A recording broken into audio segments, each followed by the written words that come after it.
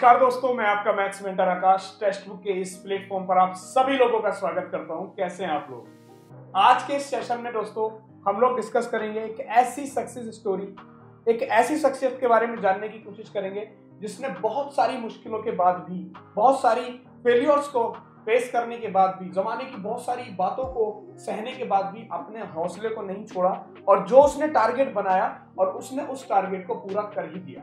उसने एक सपना सजोया था आज से 3 साल पहले कि उसको भी अपनी सक्सेस स्टोरी किसी एक चैनल पर देनी है। शुरुआत हो जाती है दोस्तों उसकी बीटेक के इलेक्ट्रॉनिक्स ब्रांच में। बीटेक के बाद बीटेक करने के बाद उसने दोस्तों अपनी जॉब स्टार्ट कर दी एक कंसल्टेंसी कंपनी में। After as a consultancy company में वर्क करने के बाद उसको लगता है कि यहाँ पर शायद मेरा कैरियर नहीं है या फिर मैं इसमें भी कुछ और अच्छा, इससे भी कुछ और अच्छा कर सकती हूँ, और उसने बैंकिंग की तरफ फोकस कर दिया दोस्तों। हालांकि मुकाम थोड़ा सा मुश्किल था क्योंकि जब कोई भी स्टूडेंट एक स्ट्रीम से हटके दूसरी स्ट्रीम में जाने की तरफ कोशिश करता है दोस्तों, तो सबसे ज्यादा उसे एक स्ट्रेटजी बनाने की तैयारी करने की जरूरत होती है। तो उस स्ट्रेटजी में उसका जो साथ दिया वो दिया टेक्स्ट बुक की टीम। तो दोस्तों किस तरीके से उसकी कहानी है, क्या क्या उसके फेल्योर्स हैं, क्या उसके एम्स रहे, क्या उसके गोल रहे, उनको कैसे अचीव किया और उसने अपनी लाइफ में क्या क्या चीजें फेस करी, इन सारी चीजों को हम आज के इस सेशन में जानने की कोशिश करेंगे। जैसा कि आप लोगों को पता है कि जो सक्सेस स्टोरी है वो हम लोगों के लिए काफी मोटिवेशन का काम करती है। ऐसे न्यू एस्पिरेंट्स को जो फ्यूचर में तैयारी तो करना चाहते हैं बट उन्हें ये नहीं पता होता कि किस किस तरीके से करनी चाहिए। तो यहाँ पर मैं जोड़ूंगा एक ऐसी शख्सियत के साथ जो लाइव आप लोगों को बताएंगी कि उन्होंने किस तरीके से अपनी तैयारियां करी, किस तरीके से चीजों को उन्होंने मैनेज किया। शुरुआत हो जाती है जॉब के साथ साथ उनकी एज ए प्राइवेट कंपनी में, एज ए कंसल्टेंसी जॉब में। ठीक है, कंसल्टेंट की जॉब, एज ए कंसल्टेंट वो काम करती रही। आफ्टर दैट उन्हें लगा कि बैंक की तैयारी करनी चाहिए। फिर उन्होंने प्लान बनाया कि मुझे बैंक की प्रिपरेशन करनी है, तो कहां से करनी है, किस तरीके से उनके प्लान्स बने एंड किस तरीके से एग्जीक्यूट हुए, इन सारी बातों पर चर्चा करेंगे दोस्तों। पहली चीज। दूसरी चीज, उसके बाद हम लोग यहाँ पर ये पूछना चाहेंगे कि इंटरव्यू में उन्होंने क्या क्या चीज फेस की, प्री में किस तरीके की स्ट्रेटजी रही, मेंस में कैसी स्ट्रेटजी रही, इन सारे क्वेश्चंस पर भी हम लोग डिस्कस करेंगे। फैमिली का कितना सपोर्ट रहा और फैमिली ने कितना आपका साथ दिया, क्योंकि सबसे ज्यादा जरूरत होती है आफ्टर मैरिज फैमिली की। 1 साल पहले साल जब आपने बैंक का एग्जाम दिया तो आपको उसमें फेल्योर का सामना करना पड़ा, आपका सिलेक्शन नहीं हुआ। उसके बाद फिर दुगनी ऊर्जा, दुगनी एनर्जी के साथ किस तरीके से आप आगे बढ़ी और उसके बाद आपने किस तरीके से आज IBPS PO केनरा बैंक में अपनी जॉब हासिल करी। क्या इस जॉब में ही रहेंगी? ऐसे 1000 क्वेश्चंस हैं। इसके अलावा किसी और एग्जाम्स की प्रिपरेशन कर रही हैं, लाइफ को अब किस तरीके से देखती हैं, किस तरीके के लोगों ने पहले आपसे कुछ बातें करी होंगी कि शायद कुछ लोगों ने डिमोटिवेट करने की भी कोशिश करी होगी जब फर्स्ट रिजल्ट आपका फेल्योर में आया। तो उसके बाद कैसे अपने आप को मैनेज किया, माइंड पे जो स्ट्रेस फैमिली का भी रहा होगा क्योंकि शादी के बाद परिस्थितियां कई बार अनुकूल नहीं होती हैं, तो उन चीज़ों को किस तरीके से मैनेज किया आज के इस सेशन में आप लोगों को यहाँ से पता चलेगा दोस्तों। तो चलिए मैं स्वागत करना चाहता हूँ झनकार मैम का इस शो में और हम लोग क्वेश्चंस का सिलसिला अपना स्टार्ट करेंगे। तो आइए जुड़ते हैं दोस्तों, इंतजार करिए और सुनिए इन क्वेश्चंस को। तो दोस्तों जैसा कि आप लोगों को मैंने बताया था, झनकार मैम ने लास्ट 2 ईयर्स से तैयारी करते हुए किन किन परिस्थितियों में एग्जाम क्लियर किया है, तो आप हमारे साथ जुड़ चुकी हैं मैम और मैम से ही जानना चाहेंगे मैम के बारे में। तो पहला क्वेश्चन मैम से तो यही है कि मैम अपने बारे में थोड़ा सा बताइए, इंट्रोडक्शन दीजिए अपने बारे में। जी sir, first of all I am Jhankar Pathak and I have done my bachelor of engineering in electrical. तो आप लोगों की तरह मैं भी सोच रही थी कि बैंकिंग की तैयारी करूं पिछले 2 साल से, और मैंने काफी ट्राई किया। तो लास्ट ईयर तो मेरा नहीं हो पाया, so finally I got selected this time in Canara bank as PO। So आप लोगों को मैं इस दौरान पूरा गाइड करूंगी कि आप लोग कैसे तैयारी कर सकते हैं और बेटर हो सकते हैं इस अपॉर्चुनिटी को हासिल करने में। ओके, बहुत ही बढ़िया। देखिए मैम, जैसा कि आपका ये सेकंड अटेम्प्ट था आपने मुझे बताया, तो फर्स्ट अटेम्प्ट में आपने क्या चीज फील करी, उसके बाद क्या वहां के फेल्योर्स रहे, उसके बाद क्या आपको सीखने को मिला, और सेकंड अटेम्प्ट में आपने किस तरीके से अपनी स्ट्रेटजी बनाई, मेनली वो डिस्कस कीजिए स्टूडेंट्स के साथ, क्योंकि स्टूडेंट्स सबसे ज्यादा यही जानना चाहते हैं कि स्ट्रेटजी क्या रही। जी सर, तो मेन एक्चुअली खेल है स्ट्रेटजी का ही इसमें। तो बेसिक चीज जो होनी चाहिए वो आपकी होनी चाहिए टाइम मैनेजमेंट और कंसिस्टेंसी। तो बेसिकली मैं सबसे पहले आप सबको कहूंगी आप टेस्ट सीरीज जरूर लीजिए। जैसे मैंने टेक्स्ट बुक पास लिया हुआ था, तो इसकी मुझे बहुत हेल्प मिली। और भी कुछ टेस्ट सीरीज ली थी मैंने, बट आप लोग जरूर टेस्ट सीरीज रेगुलर लगाइए। इनफैक्ट पेपर से एटलीस्ट 1.5 मंथ पहले तो डेफिनेटली पक्का स्टार्ट करिए कि सुबह शाम आपको करना ही करना है एग्जाम की तैयारी, राइट। तो ये रखिए। और टाइम मैनेजमेंट, क्योंकि जो फर्स्ट प्रीलिम्स का पेपर इसमें रहता है उसमें आपका सारा स्पीड पे है। मेंस में फिर भी नॉलेज टेस्ट होती है तो उसमें आपको टाइम फिर भी मिलता है क्वेश्चन करने का, but prelims is totally about speed. तो वो आपकी प्रैक्टिस करने से ही आएगी। जितने ज्यादा आप टेस्ट लगाएंगे उतना आपको बेनिफिट होगा। तो टेक्स्ट बुक की अगर आप सीरीज लिखते हैं तो उसमें आपको इतने सारे टेस्ट मिल जाते हैं, आप कुछ भी ट्राई कर सकते हैं। मतलब मैंने पिछले 2 साल में आई थिंक 200 तक टेस्ट दे दिए होंगे। तो आप आराम से टारगेट अगर बनाकर चले तो इम्पॉसिबल एटलीस्ट नहीं है, बट हाँ थोड़ा आपको टाइम सैक्रिफाइस अपना करना पड़ेगा, थोड़ी नींद कम करनी पड़ेगी, बट फिर सक्सेस बहुत फ्रूटफुल है। ये आप देखिए आपकी आगे की जर्नी के लिए। तो this would be the best option अगर आप आगे बढ़ना चाहते हैं, राइट। एंड मेन चीज जो मैं कहूँगी, मेंस में आ जाता है आपका descriptive section extra and GK आ जाती है। तो ये सेक्शंस आपको अच्छे से मेंस में जरूर करने हैं, क्योंकि स्कोरिंग क्या रहता है आपका जीके सेक्शन सबसे ज्यादा। तो जीके आपका अच्छा होना चाहिए, उसको तैयारी रेगुलर बेसिस पे करिए। एंड डिस्क्रिप्टिव को बिल्कुल लाइटली मत लीजिए। मैंने फर्स्ट ईयर यही गलती करी थी कि मैंने डिस्क्रिप्टिव को थोड़ा लाइटली लिया था, सिंस आई थॉट कि मेरा इंग्लिश बेटर है so I won't be facing any problem, but it was not like that. I actually faced the problem since I did not practice essay writing and letter writing, but the next time I did the practice I scored well, and because of that overall score I got a better marks, you know. That's why I was able to clear the cutoff, I would say. तो आप please ध्यान रखिए इन सब चीजों का कि आप GK descriptive इसमें मार्क्स लाइए। रीजनिंग एप्टीट्यूड भी करना है, ऐसा नहीं करना, बट जहाँ ज्यादा स्कोर आता है वहां पे आपको इतना स्ट्रेटेजी बनाना पड़ेगा कि उसमें स्कोर अच्छे से अच्छा करिए, और जिसमें एवरेज मार्क्स लाने उसमें एवरेज आए आपका। तो ये मेन स्ट्रेटेजी आपकी इसमें रहेगी। एक बहुत ही प्यारा सा क्वेश्चन मैं आपसे पूछना चाहूंगा, what was the reaction of your family after your selection? Sir, it was very cheerful because I'm married also, so I have 2 families right now. So everyone is happy right now also.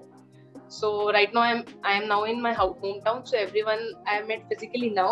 So लोग बहुत खुश हैं। हाँ, क्योंकि कई बार ऐसा होता है ना कि आफ्टर मैरिज चीजों को मैनेज करना बड़ा मुश्किल हो जाता है गाइस। तो ऐसे में मैम ने किस तरीके से मैनेज किया होगा?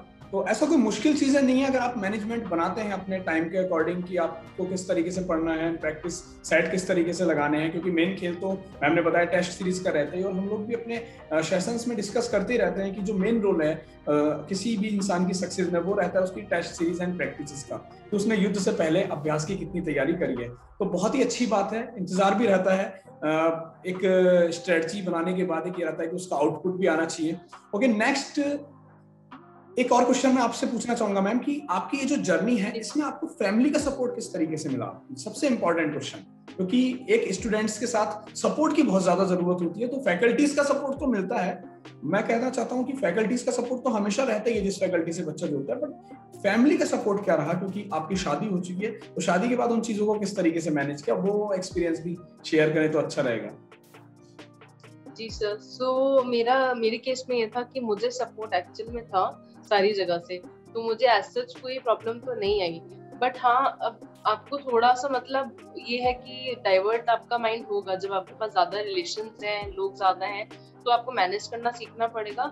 बट मेरे साथ everything was good. My focus was कि remain positive and focus on your career and nothing else. Leave everything else when you focusing on career. Okay, बहुत अच्छी बात है मैम।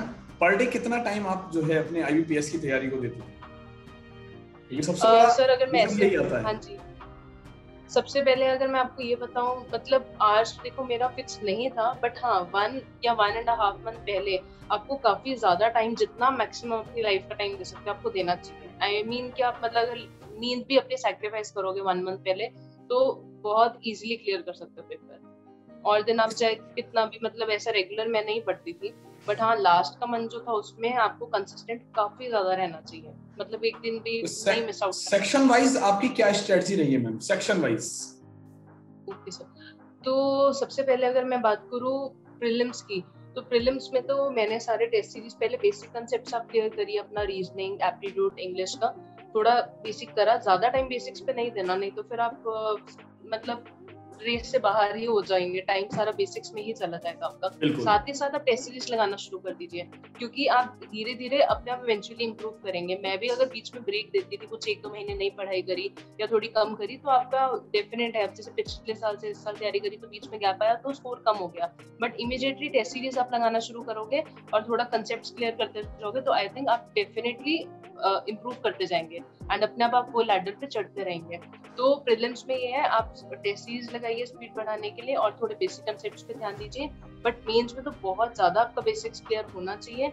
बट मैंने जैसे आपको बताया कि मेन फोकस जो आपकी कोर एरियाज है जहाँ मार्क्स आ सकते हैं उनको तो अच्छा करना ही करना है डेफिनेटली।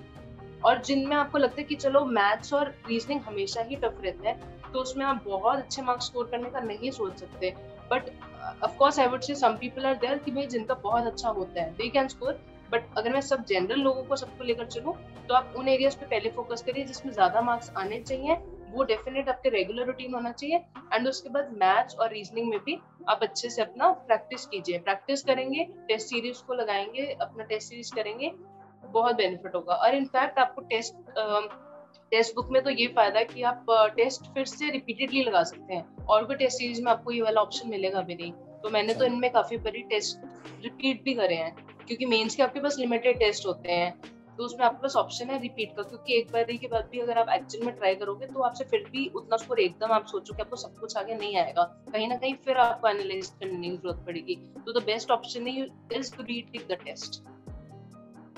हम जैसा कि इंटरव्यू सबसे इंपॉर्टेंट रोल प्ले करता है, क्योंकि कई सारे लोगों की ये भी चाह रहती है कि इंटरव्यू में क्या चीजें पूछी गई है वो भी पता चल जाए। तो मैम आपने इंटरव्यू फेस किया है, तो क्या चीज इंटरव्यू में आपसे पूछी गई, ऐसा कोई पर्टिकुलर क्वेश्चन, ऐसी कोई बात जो आप लाइफ टाइम याद रखें, वो चीज अगर शेयर करें स्टूडेंट्स के साथ?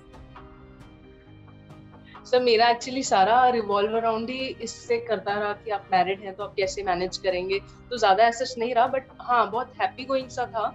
जैसे वो बेसिक चीज सवाल पूछ रहे थे, जैसे फनी सा उन्होंने पहले पूछा कि आपकी लव मैरिज थी अरेंज मैरिज थी, तो आई जस्ट सेड कि सर पहले अरेंज थी and then it was definitely love marriage. तो they laughed and it was a cheerful environment, but मतलब बहुत ही जनरल क्वेश्चंस, आपको कुछ ऐसा नहीं लगेगा कि बहुत टफ कोई क्वेश्चन पूछ रहे हैं, बहुत कॉमन सेंस रिलेटेड क्वेश्चंस पूछेंगे।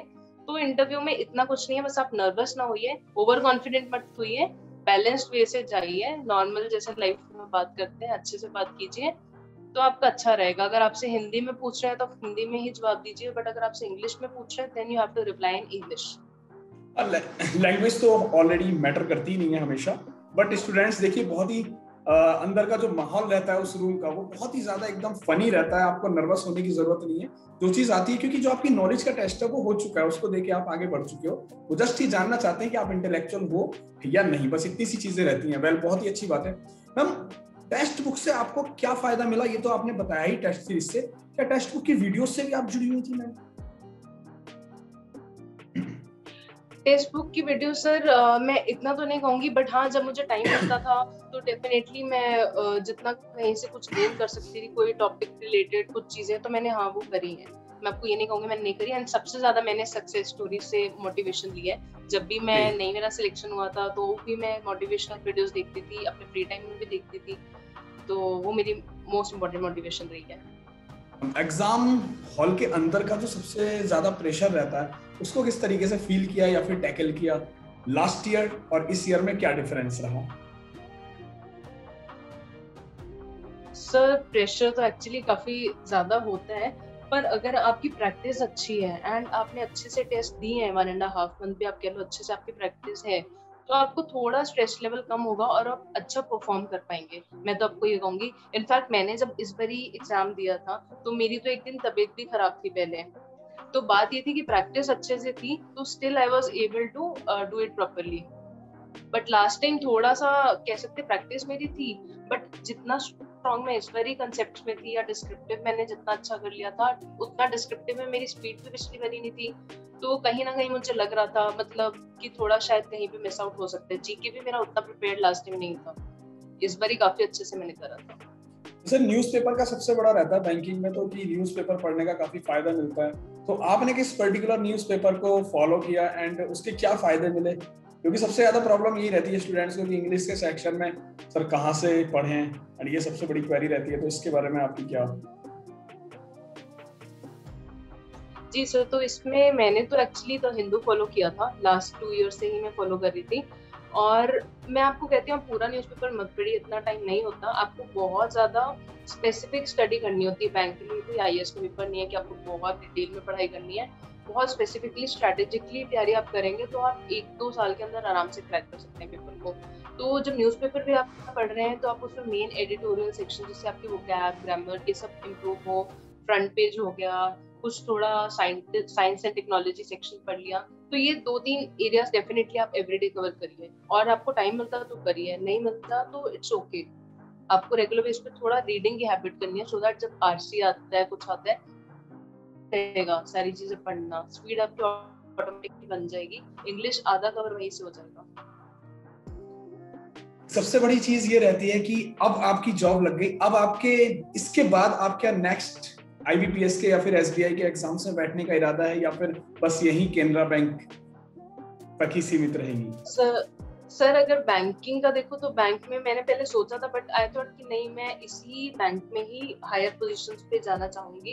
And in fact there is always an option that we can switch banks also. तो मुझे लगता नहीं कि मैं फिर से एसबीआई की तैयारी करूं, बट हाँ, एसएससी का गिवन ऑन ऑप्शन अगर मेरे पास उतना एम्पल टाइम हुआ तो आई मे गिव एसएससी। बिल्कुल, बहुत ही बढ़िया मैम, मतलब कि मल्टीपल ऑप्शंस लेके चलना चाह रहे हैं, बहुत ही बढ़िया। देखिए, इनकी जो मैम की जर्नी रही है ना, बहुत ही मजेदार जर्नी रही है। शादी से पहले प्राइवेट सेक्टर में जॉब एंड बैकग्राउंड बीटेक का रहा मैम का, जैसा कि मैम ने बताया, और उसके बाद ड्रास्टिकली मूव किया बैंकिंग की तरफ, और 1 साल के फेल्योर फेस करने के बाद सेकेंड ईयर में पूरी मेहनत और पूरे जोश के साथ फिर से अपनी कमियों के बारे में जो है इन्होंने सोचा। वो मुझे 1-2 लाइनें याद आ रही हैं कि क्या कमी रह गई देखो और सुधार करो, असफलता एक चुनौती है स्वीकार करो, क्या कमी रह गई देखो और सुधार करो। तो उस पर्टिकुलर लाइन को फॉलो करते हुए मैम ने अपने नेक्स्ट ईयर की स्ट्रेटजी बनाई, और फुल जोश के साथ फिर से इस बार जो है कोई कमी होने नहीं दी। और जो उनका एक गोल था कि मुझे सिलेक्शन लेना, और मैम आपसे मेरी जब बात हुई थी तो आपने मुझे एक बात और बताई थी कि आपका सपना था कि आप भी अपनी सक्सेस स्टोरी बनाए। तो ऐसा कुछ क्या था, क्या सोचा था, उसके बारे में बताइए। सब मुझे यही था, क्योंकि मैं फॉलो भी करती थी और मेरे को मोटिवेशन मिलती थी, तो मुझे ऐसा लगता था कि मे बी जब मतलब अगर मैं भी क्लियर कर सकती हूँ तो मुझे और लोगों को भी मोटिवेट करने का एक चांस मिलेगा।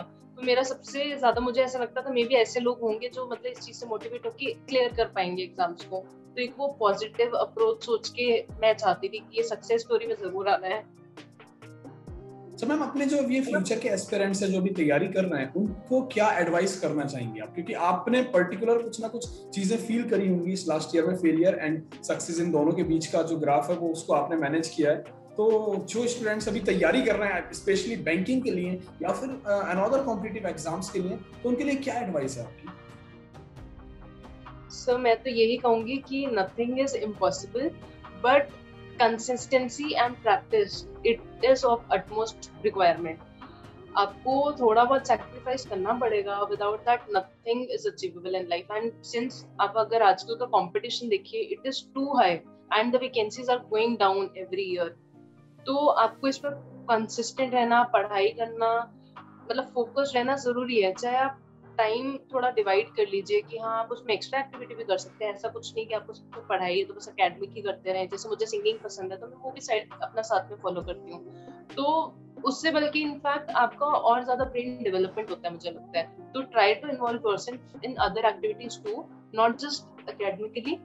और साथ में अपना कंसिस्टेंट पूरा रहिए पढ़ाई के साथ, ट्रुथफुल रहिए। जो आप कर रहे हैं आपको पता होना चाहिए। आपके टेस्ट में मार्क्स कम आ रहे हैं तो यू नीड मोर प्रैक्टिस, तो प्लीज आप उसको कीजिए। हर इंसान सेम लेवल का नहीं होता, तो अपना आपको रियलिस्टिकली सोचना चाहिए कि आपको कितनी पढ़ाई चाहिए। अगर आपको ज्यादा चाहिए then you have to invest more hours. अगर आपको कम चाहिए देन इट्स फाइन, तब भी आप क्लियर कर पाएंगे।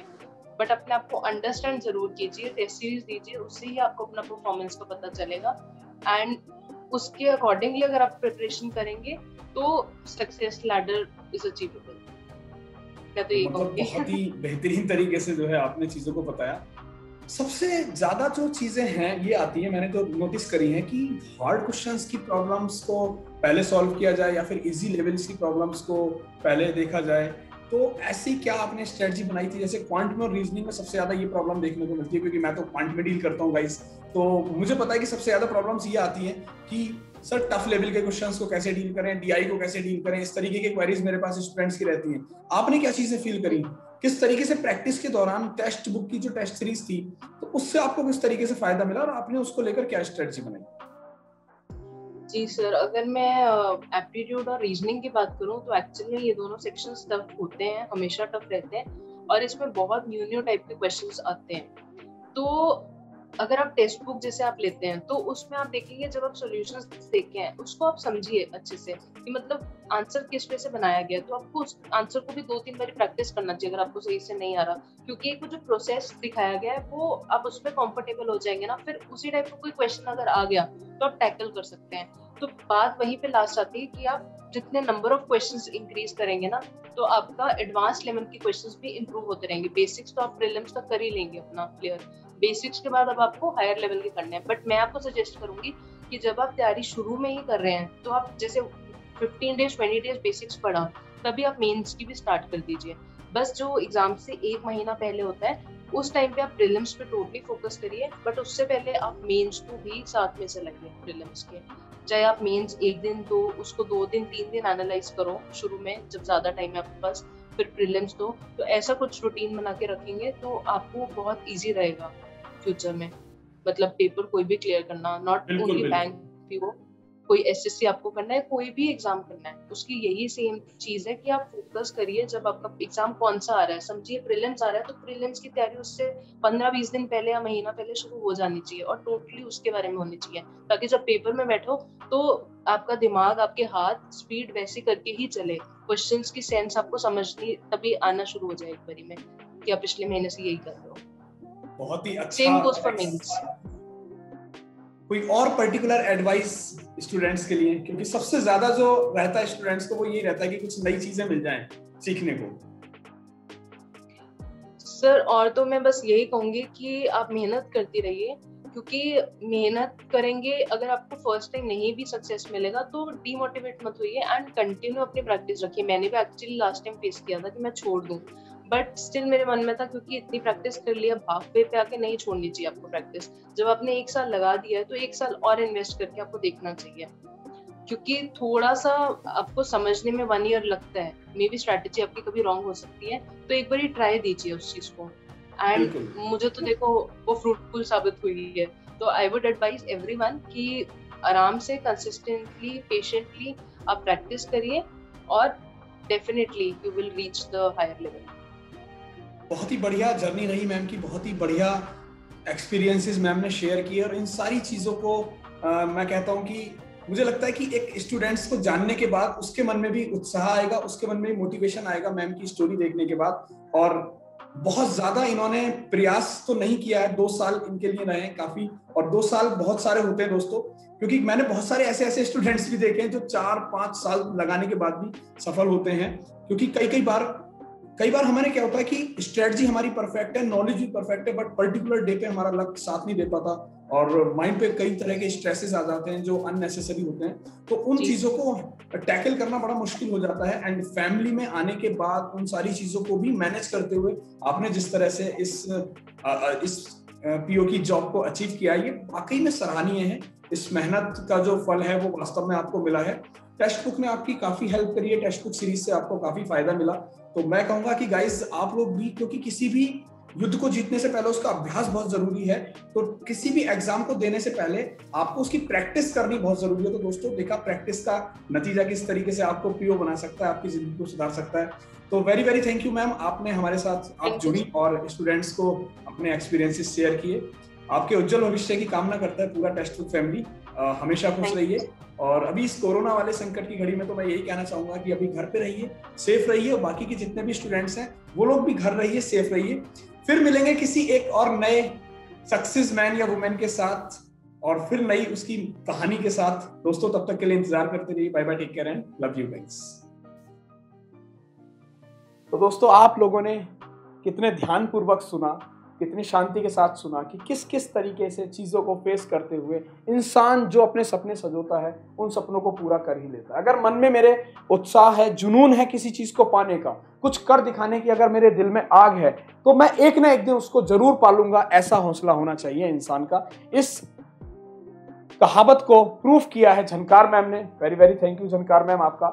बहुत ही शानदार तरीके से आप लोगों ने सारी की सारी चीज़ों को सुना, समझा। अब आप अपनी स्ट्रेटजी भी बना सकते हैं। आपने देखा कि किस तरीके से टेस्ट सीरीज एक एक्टर को सुपर एक्टर बनाने में काम देती है, पीछे से बैक एंड पे सपोर्ट करती है। दोस्तों पढ़ते तो सारे ही लोग हैं, यूट्यूब से भी, फैकल्टीज से भी, बट टेस्ट सीरीज का जो एक स्पेशल रोल है वो वास्तव में मैं कहता हूं कि मेरा अपना पर्सनल एक्सपीरियंस है। लास्ट 7 to 8 ईयर्स से मैं अपने स्टूडेंट्स को एक ही सलाह देता हूं कि पढ़ना अगर 2 घंटे है तो 4 घंटे प्रैक्टिस के निकाल लो, पढ़ना अगर 1 घंटे है तो कम से कम 2 घंटे प्रैक्टिस के निकाल लो। प्रैक्टिस के बिहाफ पर ही आगे बढ़ा जा सकता है। तो होप सो, आशा करूंगा दोस्तों कि आप लोगों में से भी ऐसे बहुत सारे स्टूडेंट्स जो टेस्ट सीरीज टेक्स्ट बुक के साथ जुड़े हुए हैं, वो लोग भी जल्दी से सफल हों किसी न किसी एग्जाम में। हो सकता है कि अगला नंबर सक्सेस स्टोरी में आप ही का हो, क्योंकि ये ऐसा सपना आप में से बहुत सारे लोगों ने भी सजोया होगा, जैसा कि झनकार मैम का सपना था कि किसी ना किसी दिन सक्सेस स्टोरी उनकी टेक्स्ट बुक के चैनल पर आनी चाहिए। तो दोस्तों आपके उज्जवल स्वास्थ्य की और उज्जवल भविष्य की कामना करता है टेक्स्ट बुक फैमिली। अपना घर पे रहिए, सेफ रहिए और पढ़ते रहिए। चलिए फिर मिलेंगे दोस्तों, तब तक के लिए bye bye, take care and love you guys.